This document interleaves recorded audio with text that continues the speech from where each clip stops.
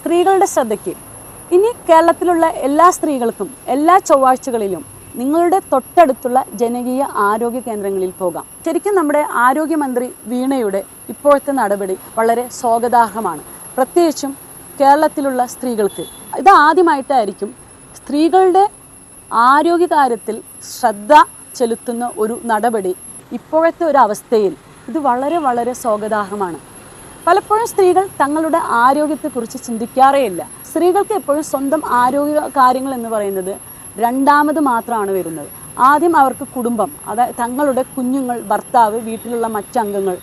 ഇത് കഴിഞ്ഞിട്ട് സ്ത്രീകൾ എപ്പോഴും ആരോഗ്യ കാര്യങ്ങൾ ശ്രദ്ധിക്കാറുള്ളൂ. പലപ്പോഴും വീട്ടിലുള്ള മുതിർന്ന ആളുകൾ പെൺകുട്ടികളെ വിവാഹം കഴിച്ചയക്കുന്നത് തങ്ങളുടെ മകളെ നോക്കാൻ വേണ്ടിയിട്ടാണ്. എന്നാൽ ആ മകൾ ആ കുടുംബത്തിലുള്ള മറ്റുള്ള ആളുകളെയാണ് നോക്കിക്കൊണ്ടിരിക്കുന്നത്. ശരിക്കും പെൺകുട്ടികളുടെ സുവർണ്ണകാലം എന്ന് പറയുന്നത് അവരുടെ വിവാഹത്തിന് മുമ്പായിരിക്കും. വിവാഹത്തിന് ശേഷം അവൾക്ക് പല ഉത്തരവാദിത്തങ്ങളായിരിക്കും ഉണ്ടാവുക. അവളുടെ പ്രായത്തിന് കഴിയാത്ത ഉത്തരവാദിത്തങ്ങൾ. ഒരു കുടുംബത്തെ നോക്കുക എന്ന് പറയുന്നത് അത്ര എളുപ്പമുള്ള ഒരു ജോലിയൊന്നുമല്ല.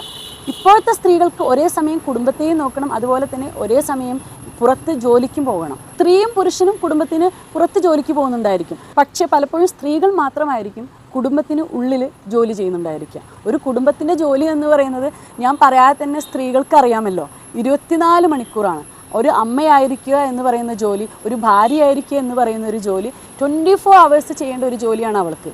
ഒരിക്കലും അവൾക്ക് കൂലി ലഭിക്കാത്ത ഒരു ജോലിയാണത്.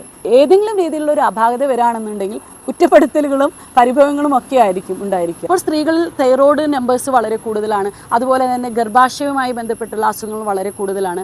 വളരെ ഹൃദയ സംബന്ധമായിട്ടുള്ള അസുഖങ്ങൾ വളരെ കൂടുതലാണ്.